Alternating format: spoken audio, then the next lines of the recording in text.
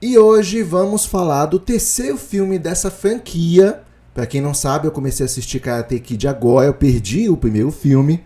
E beleza, mas eu sabia da existência dele, do primeiro, do segundo filme, mas não sabia da existência do terceiro filme do Karate Kid. Eu não sabia. Karate Kid 3, também conhecido como Karate Kid Parte 3. Será se esse filme é tão bom quanto o primeiro ou arrastado como o segundo? Isso, curiosidades, lições, a gente vai descobrir agora. Karate Kid 3 tenta continuar o legado de sucesso dos dois primeiros filmes. Lançado em 1989, final dos anos 80, e novamente dirigido por John J. Avildsen, o filme traz de volta Ralph Macchio como Daniel LaRusso e Pat Morita como Sr. Miyagi, desta vez enfrentando o vilão mais exagerado e um plano de vingança um tanto cartunesco, isso eu não posso negar. O enredo, a história gira em torno da tentativa de vingança de John Kreese, o ex-sensei do Cobra Kai, que está falido e amargurado após os eventos do segundo filme. Ele se junta ao seu antigo amigo de guerra, o milionário Terry Silver, para destruir emocionalmente Daniel e forçá-lo a competir em mais um torneio de karatê. É isso aí, essa é a vingança do vilão. Pontos positivos, segundo algumas críticas. Pat Morita continua sendo o coração da franquia. Sua atuação como Sr. Miyagi é novamente sensível, sábia e carismática. Ele eleva cenas que seriam banais com outros atores. Isso eu concordo. A volta dos elementos clássicos, torneio, treinos de karatê, dilemas morais e frases inspiradoras, karatê é para a defesa, estão presentes e ainda funcionam em certo nível. Outra crítica positiva seria o Terry Silver, um vilão memorável. Apesar de ser exagerado, Silver se destaca pelo carisma e pelo jeito manipulador. Ele se tornou cult com o tempo e hoje é um dos favoritos dos fãs, especialmente após o retorno em Cobra Kai, que é uma série que a gente vai falar depois. Com relação a todos esses pontos positivos, eu concordo. Agora vamos aos supostos pontos negativos do filme. Roteiro repetitivo. O filme praticamente recicla a estrutura do primeiro longa, sem trazer elementos realmente novos. Daniel volta a duvidar de si mesmo. Tem atrito com Miyagi e tudo leva ao torneio final de novo. De certa forma é parecido com o primeiro. Vilões caricatos demais. Terry Silver age como um vilão de desenho animado, com risadas malignas e planos elaboradamente absurdos. Isso é verdade. Embora divertido, isso tira o realismo emocional que os primeiros filmes tinham. E outra possível crítica é Daniel menos carismático. Neste terceiro filme, Daniel aparece mais imaturo e teimoso, o que afasta parte da empatia que o público tinha por ele anteriormente. Eu não concordo tanto com isso aqui não, até porque o Daniel San estava sendo forçado a lutar no torneio, o Sr. Miyagi não queria treinar ele, e ele busca outras alternativas. Tudo bem que ele foi para caminhos errados. Mas isso é o que o desespero faz com a gente. Assim, tem um outro ponto negativo também que foi comentado, o romance ausente ou forçado. O filme introduz uma personagem feminina, Jessica, mas o relacionamento com Daniel não evolui como nos outros filmes, e isso deixa um vazio narrativo. É verdade, ela tá ali só para marcar uma presença, mas não acontece nada entre os dois. Já já eu falo mais sobre essa personagem e sobre a confirmação da minha teoria do mojo do Daniel San. E agora vamos às curiosidades do filme. O roteiro quase foi totalmente diferente. Originalmente, o filme se passaria na China do século XVI, com Daniel e Sr. Miyagi vivendo uma história de época ou até viajando no tempo. A ideia foi descartada por ser cara demais e fugir do tom da franquia. Rapaz, que ideia doida! Como é que é? Sr. Miyagi e Daniel San viagem no tempo? Hein? Outra curiosidade é que Rafael Macchio estava quase com 30 anos na época. Apesar de Daniel LaRusso ainda ser um adolescente na história, Rafael Macchio tinha 27 anos durante as filmagens. Ele até brincou que precisava encher a barriga para dentro, para parecer mais jovem. Cara, já pensou? Ele tinha 27 anos, mas o pior é que esse ator, o Ralph Macchio, ele tem uma genética boa. Rapaz, pensa num cara que tem uma genética boa. E realmente ele tem 27 anos ali, mas tu não dá isso pra ele. E você vai ver que nas próximas séries que eu for falar, eu vou citar essa genética do Ralph Macchio, mas vocês vão ficar impressionados. Outra curiosidade é que Terry Silver virou o vilão favorito dos fãs. Apesar das críticas na época por ser exagerado, Terry Silver se tornou um dos vilões mais icônicos da franquia, graças ao seu carisma manipulador e ao retorno marcante na série Cobra Kai. Pouco mais pra frente eu falo desse personagem. Sem romance dessa vez, a atriz Robbie Lively, que interpretou Jessica, tinha apenas 16 anos na época, enquanto Ralph Macchio estava quase com 30 anos. Por isso, os produtores mudaram o roteiro para que os dois fossem apenas amigos. Pat Morita não gostou muito da direção do filme. O próprio Sr. Miyagi, Pat Morita, achava que o filme não acrescentava muito à história da franquia e considerava esse o episódio mais fraco dos três. Recepção negativa da crítica. O filme recebeu críticas em sua maioria negativas, sendo considerado uma repetição do primeiro, mas com um tom mais exagerado. É um dos que tem pior avaliação da franquia no Rotten Tomatoes. Foi a estreia de Thomas Ian Griffith no cinema. O ator que interpretou Terry Silver, Thomas Ian Griffith, fez sua estreia no cinema com esse papel. Curiosamente, e marquem isso aqui, tá? Marquem isso aqui. Esse ator, ele tinha a mesma idade de Ralph Macchio, 27 anos, mesmo interpretando alguém bem mais velho. Isso mesmo. Terry Silver tinha a mesma idade do Daniel San, mas ele parece bem mais velho. Isso aí também eu vou comentar mais à frente, guarda isso aí. E outra curiosidade, é o filme mais curto da trilogia original, com 111 minutos. Karate Kid é o mais curto da trilogia original, apesar de conter alguns dos momentos mais dramáticos. E agora vamos às lições de Karate Kid 3. Saber dizer não é uma forma de força. Daniel é seduzido por promessas falsas e pressionado a seguir um caminho que vai contra os seus princípios. A jornada dele mostra que ter a coragem para recusar o que te faz mal é um ato de verdadeiro autoconhecimento. Então aprenda essa lição aqui, se você está com receio de dizer não para alguma situação. Para seu chefe, por exemplo, é bom levar essa lição porque ela pode te ajudar. Más influências se disfarçam de amigos. Terry Silver é o exemplo clássico de alguém que manipula com elogios e presentes, mas tem segundas intenções. O filme alerta sobre pessoas que se aproximam apenas para te usar. Isso é muito comum se você for rico no Brasil, tá bom? A calma e o equilíbrio vencem a violência. Enquanto Daniel é incentivado a lutar com raiva e brutalidade, o Sr. Miyagi ensina que o karatê deve ser usado com disciplina, paz e propósito. A verdadeira vitória vem da serenidade e controle. Repetir os mesmos erros pode atrasar sua evolução. Daniel volta a cair nas mesmas armadilhas de antes: insegurança, orgulho e impulsividade. O filme mostra que o crescimento exige aprendizado real. Não basta repetir a mesma fórmula. A verdadeira força vem de dentro. Miyagi ensina que o karatê vai além dos golpes.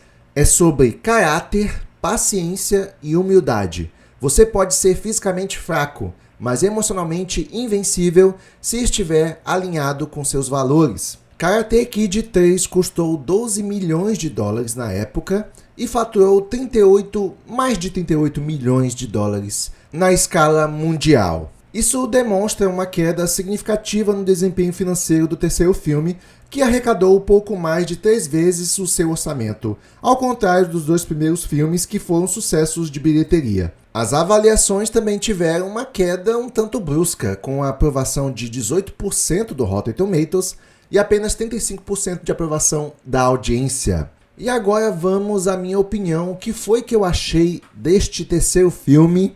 E pra mim foi uma surpresa, tá bom? Foi uma surpresa porque, primeiro, eu gostei do primeiro filme muito. Aí eu entendi porque o primeiro filme fez tanto sucesso. Quando foi no segundo filme, minha nossa, que filme chato, que filme lento. Eu não gostei. E aí veio esse terceiro filme. Aqui, esse terceiro filme, basicamente, ele resgata os princípios e a dinâmica do primeiro filme. Por isso eu gostei mais. Esse terceiro filme resgatou pra mim o que é o Karate Kid. É claro que ele traz as fórmulas repetidas, não exatamente da mesma maneira, mas você vai ver uma certa nostalgia assistindo a esse terceiro filme. E agora eu vou falar aqui de alguns personagens. Daniel San, o cara não envelhece, é impressionante, já tá com 27 anos aqui. Eu gosto do personagem dele, é carismático e não tenho muitas observações a falar quanto a isso. Aqui ele permanece o mesmo. E a mesma coisa eu falo do Sr. Miyagi, um excelente ator. Ele não luta porcaria nenhuma, mas para atuar ele é muito bom. Na verdade, nem o Daniel San luta muita coisa. Ele só aprende um movimento entre outro para poder fazer a cena. Agora sim, vamos tocar em alguns personagens que são o trama da história. Nós temos o retorno do John Kreese, que é o mestre de Johnny Lawrence. Eu já falei no segundo vídeo dessa série que ele é um personagem injustiçado, ele apanha que nem uma criança pro Sr. Miyagi. É um vilão que poderia ter sido mais aproveitado, ele tem presença. E por isso eu gostei quando ele teve esse retorno aqui na série. Tudo bem que foi para se vingar do Daniel San, é uma motivação um pouco cartunesca, mas é graças a ele que a gente conhece o segundo vilão, que daqui a pouco eu falo sobre ele, tá bom? E o John Kreese, basicamente nessa história, ele só serve para nos apresentar o Terry Silver. É só isso, basicamente. Ele tem importância, mas é só para apresentar o Terry Silver, que vai ser um bom vilão para essa história. Eu queria que o John Kreese ele fosse mais valorizado, mas ele foi humilhado no segundo filme por ter apanhado de uma forma totalmente fácil pelo Sr. Miyagi. E agora vamos falar da nova par romântica do Daniel San, a Jessica Andrews. Cara, aqui mais uma vez, nós temos o efeito mojo do Daniel LaRusso. O famoso mojo. Porque esse moleque, ele tem mojo, cara. Ele tem mojo. Olha, a situação é o seguinte. O Daniel San, ele atravessa a rua e ele vai até uma floricultura comprar umas flores lá, certo? E aí ele é atendido por essa personagem, a Jéssica, que não perde tempo e dá em cima do Daniel San, entendeu?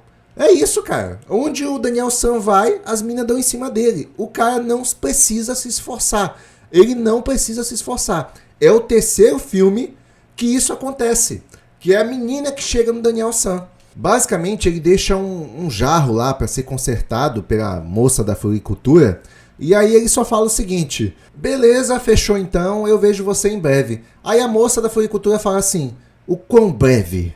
E é isso, essa é a deixa que ela coloca mostrando que tá afim dele. E ele só fala: não sei, bastante breve, tá ocupada hoje à noite? Aí ela: não, então beleza, vamos sair e tal. Simples assim, mas você pode ver que é a menina que deu a iniciativa. E eu assistindo esse terceiro filme e vendo isso pela terceira vez, eu pensei: caramba, não é possível. Por que isso não acontece comigo? Por quê? E o Daniel San, cara, ele tem aquela beleza assim, a meu ver, é média, entendeu? Ele não é o loirão dos olhos azuis. Ele realmente tem aquela beleza que representa o homem médio, sabe? E o homem médio, ele sempre precisou se esforçar. No caso do Daniel San, não. Ele não precisa se esforçar. Ele tem o tal do mojo. O que é o mojo? São aqueles caras que conseguem atrair a mulherada, mesmo não tendo uma beleza, essas coisas, sabe? Uma beleza... Mas mesmo assim os caras conseguem atrair a mulherada. Olha, eu já conheci 2 caras com esse tal de mojo, certo? E eles não eram bonitos, eu não achava eles bonitos. Veja bem, um deles era gordinho, ele é um ex-gordo, na verdade. E ele tinha um corpo todo flácido. Sabe aquele cara que precisa malhar imediatamente? Pois é, ele sempre teve o corpo bem flácido, o bico do peito assim bem dilatado. O cara fica horrível sem camisa, horrível, e ele sabia disso, tá? Ele sabia tanto disso que nem camisa regata ele usava. Por quê? Porque, como ele era um ex-gordo, ele tinha até estria nos braços, certo? Então, de corpo, era tenebroso o corpo dele, mas mesmo assim ele fazia sucesso com a mulherada. Por quê? Porque ele era alto? Porque ele era forte? Alguma coisa assim? Não, nada disso. Não tinha nada de especial. Mas tinha uma coisa que eu suspeitava e que salvava todo o bagaço que era a parte física dele. O rosto. Essa é a minha teoria para esses caras que tem mojo. O que a mulher mais admira no homem hoje em dia é o rosto. O corpo pode estar só o bagaço. Não tô brincando não, pode estar só o bagaço. Mas se o cara tiver um rosto bonito, ele vence de um cara com corpo shapeado, certo? Ele vence de um cara alto, que tem lá quase 2 metros de altura. Agora, meu amigo, o rosto ganha em disparado desses dois. Ganha, é uma coisa impressionante. Já o caso do Daniel San, eu também não acho que ele tem um rosto bonito, não. Eu não acho que o rosto do Daniel San favorece ele tanto assim. Então eu não sei explicar esse mojo do Daniel San. Mas tudo bem, no caso aqui é cinema, né? Bom, depois dessa conversa com a atendente lá da floricultura, o Daniel San até volta ali, atravessa a rua de novo para onde o Sr. Miyagi estava e até comenta: Sr. Miyagi, veja só, fui ali comprar flores e veja só no que deu. Consegui marcar um encontro hoje à noite. Então, hoje à noite, eu tenho uma festinha com aquela garota lá da esquina. E aí o Daniel San, ele vai à noite buscar a menina lá, a menina já tá arrumada, só que ela dá uma notícia um pouco chata pro Daniel San.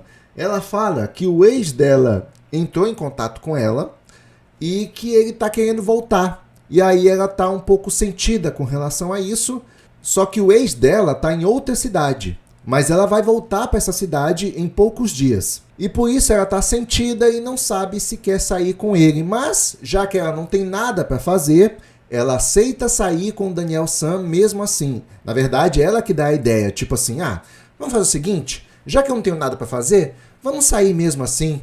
Rapaz, o Daniel San, ele simplesmente encara a situação de uma forma, digamos assim, inocente. Se essa menina realmente respeitasse o namorado dela, ou tivesse com a intenção de voltar e considerava o namorado dela tão importante assim, ela não sairia com o Daniel San. Isso aí já é uma outra deixa pro Daniel San aproveitar o momento. Mas o Daniel San sai com ela como se eles fossem amigos. E eu já falei que o Daniel San, ele tem o molejo, o jeito da malandragem. Ele só não tem a mentalidade de agir da forma certa. Em outras palavras, Daniel San aproveita, dê uns amassos nessa menina, enquanto ela não volta pro ex. Até porque, convenhamos, ela tá dando a chance, né? Vamos combinar? Ela tá dando a chance. Mas eu teria feito exatamente o que o Daniel San está fazendo ali, sairia com a menina mesmo assim, afinal de contas a ideia ainda é dela, mas eu manteria as minhas segundas intenções. Entendeu? Isso é uma coisa que o Daniel San não mantém, ele simplesmente vai conversando com ela de boa, como se eles fossem criando uma nova amizade ali, tá? Sendo que, já vou adiantando aqui, se você é jovem, não existe amizade entre homem e mulher. Homens e mulheres foram feitos naturalmente para se pegarem. Até porque no começo do filme um tinha atração pelo outro, então não tem pra onde fugir. Isso aqui é natureza, meu amigo, é biologia. Não vem com essa inocência não. Mas ao longo do filme, essa personagem ela só serve pra acompanhar o Daniel San nas aventuras. É só isso. Como amiga. É por isso que houve uma crítica de que o relacionamento deles foi raso. De certa forma foi, até porque eles eram só amigos. Essa era a pretensão. Então, realmente, ao longo do filme, não tem uma tentativa de unir os dois, de fazer com que os dois fiquem. Ela só serve mesmo como um apoio emocional pro Daniel San. Nada mais além disso. E agora vamos falar do novo vilão, que seria algo parecido com o Johnny Lawrence, que é o Mike Bernas, o rival do Daniel San, que desafia ele para o torneio. É um vilão que segue o mesmo princípio do Johnny Lawrence, cara. É muito parecido, se assemelha muito a ele nas atitudes, na agressividade, na atitude tóxica. É a mesma coisa que o Johnny Lawrence. E basicamente aqui a gente sente que é um ponto em que repetem a fórmula. Porque o Daniel San vai enfrentar ele numa luta épica, no torneio. E aí vai ter aquela batalha final. E a propósito, eu gosto dessa batalha final melhor do que a batalha final com Johnny Lawrence no Karate Kid 1. Porque a luta entre o Daniel San e o Mike Bernas, ela parece mais técnica. E eu achei mais interessante. Agora, esse personagem, o Mike Burnham, eu não acho ele tão ameaçador e tão carismático quanto os dois primeiros vilões do Daniel San. Então, dos três, esse é o vilão mais fraco, tanto como personagem quanto com presença. Porque eu não acho ele forte, eu também não acho ele alto. Basicamente, ele tem a mesma estatura do Daniel San. Então, dos três, é o mais fraco por causa disso. E agora, eu não poderia deixar de falar dele, o vilão que conquistou corações, Terry Silver, interpretado por Thomas Ian Griffith. Rapaz, esse personagem, quando ele aparece pela primeira vez, eu achei muito interessante. A gente conhece ele através do John Kreese, que vai até a casa dele, e lá está ele treinando, mostrando um pouco das suas habilidades em karatê. E, cara, é um personagem que tem presença, tá bom? Você sente a pressão logo nos primeiros momentos que você vê ele lutar. É um cara alto, bem alto, e que executa os movimentos de karatê bem, apesar da sua altura. Então tu olha assim, caraca, bicho, esse aí é um vilão de peso. Será que ele vai ser o vilão do Daniel San? Agora o Daniel San tá lascado. Mas não, o vilão do Daniel San vai ser o Mike Burnham, aquele franzino baixinho lá. Mas mesmo assim você fica intrigado com esse personagem. Eita caramba, esse personagem aí vai dar trabalho pros nossos protagonistas, não sei o quê. Cara, você já gosta dele logo de cara. Logo de cara. Agora, com relação à atuação, bom, a atuação é uma coisa um pouco à parte. Porque tem uma coisa que eu não gostei, assim, tipo, ele é um empresário bem sucedido, certo? Então tem aquele tom, aquela postura de rico, dominante. Isso acaba dando um pouco mais de valor para ele como vilão. Eu gosto disso. Mas é que a atuação dele é um pouco caricata, tipo assim, vilão de desenho animado, sabe? Tem até um momento que ele tá no banheiro e ele dá uma risada maléfica. Aí você sente a forçação de barra. Que tu olha assim e pensa, não, para com isso que tá feio, para com isso. Só que ao longo do filme, a gente vai vendo a atuação dele em alguns momentos, e como manipulador, ele funciona bem. É só alguns trejeitos que ele tenta aplicar, como a risada diabólica, que não cola, bicho, não cola. Mas em certos momentos, ele acerta, ele até demonstra uma atuação interessante. É aquele negócio, cara, eu acho que ele é um ator bom, só que você não pode fazer um trejeito que tu não se garante. Por exemplo, não inventa fazer uma risada diabólica se você não se garante. Então, parte da atuação que ele entrega estraga um pouco. Felizmente, são poucas partes, tá bom? Mas quando acontece, é meio feio. E felizmente, você só vai perceber essa má atuação dele no começo do filme, porque ao longo do filme ele para e aí ele fica mais naquela pegada de manipulação e tal. E aí é uma coisa que funciona muito bem. Mas o ponto, assim, que me decepcionou nesse personagem, eu tava começando a gostar dele enquanto assistia o filme, é que aparece o Sr. Miyagi, ele vai enfrentar o Sr. Miyagi, só que ele enfrenta o Sr. Miyagi juntamente com o John Kreese. Ou seja, 2 contra 1, é o Sr. Miyagi contra esses dois, e mais uma vez o Sr. Miyagi se mostra numa superioridade absurda. Eu já achei absurdo o Sr. Miyagi dar uma surra com facilidade no John Kreese, só que agora ele dá uma surra com facilidade no John Kreese e no Terry Silver ao mesmo tempo, mostrando que os dois são o cocô do mosquito do cavalo. Aí, poxa, não, de novo não, poxa, e dessa vez foi pior, né, porque o Sr. Miyagi luta contra os dois e bate nos dois como se fossem duas crianças. Eu não gostei disso, eu acho que diminui demais a vilania dos dois personagens.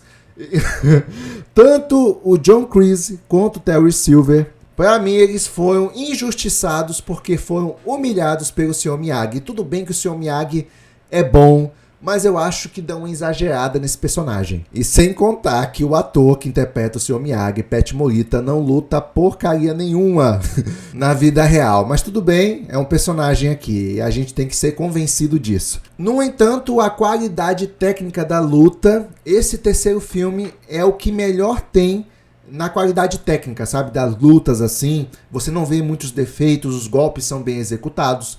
as coreografias são muito boas, e esse é o melhor filme em que o Daniel San ele tá lutando melhor, entendeu? Assim, mais uma observação que eu não poderia deixar de falar, esse é o primeiro filme que eu vejo do Karate Kid onde o Daniel San não começa apanhando.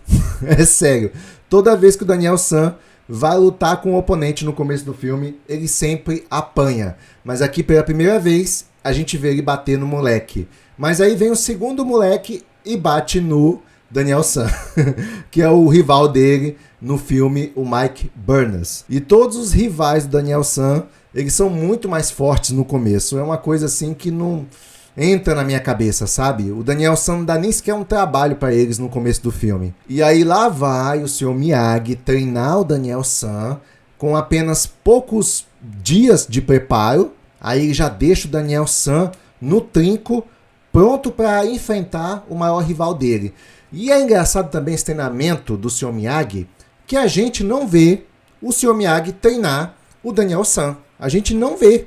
Não vê, basicamente, o Miyagi e o Daniel San só ficam dançando, pô. É só isso. Não levantam peso, não faz um polichinelo, não dá uma corrida, você não vê ele aprendendo o movimento de combate. É só dança o tempo todo. Dizem que o Karate Kid seria o pior da franquia. Eu discordo porque o Karate Kid 3, ele resgata a essência do primeiro Karate Kid. É claro que não é bom você ficar repetindo a fórmula, mas quando você assistir o segundo Karate Kid, você vai entender o que eu tô falando, cara. Porque o Karate Kid 2 é chato.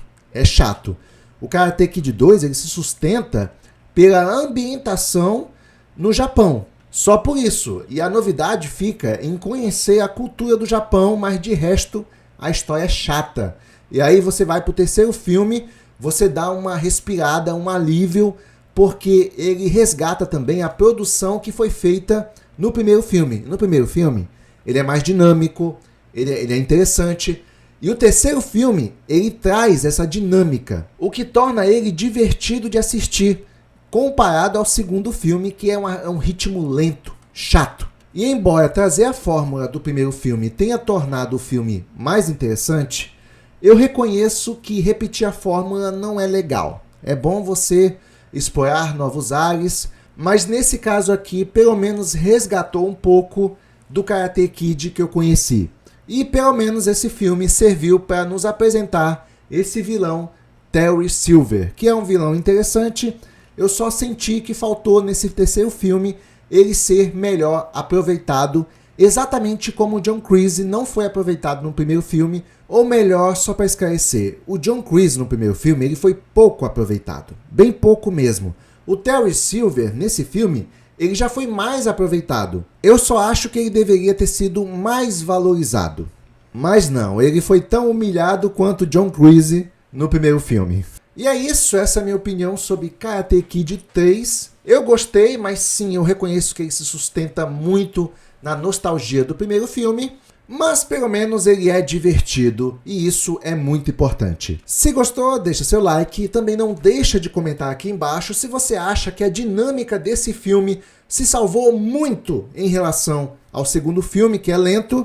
Comente, eu gostaria de saber. Sem mais, vou ficando por aqui e se tudo der certo, até o próximo vídeo.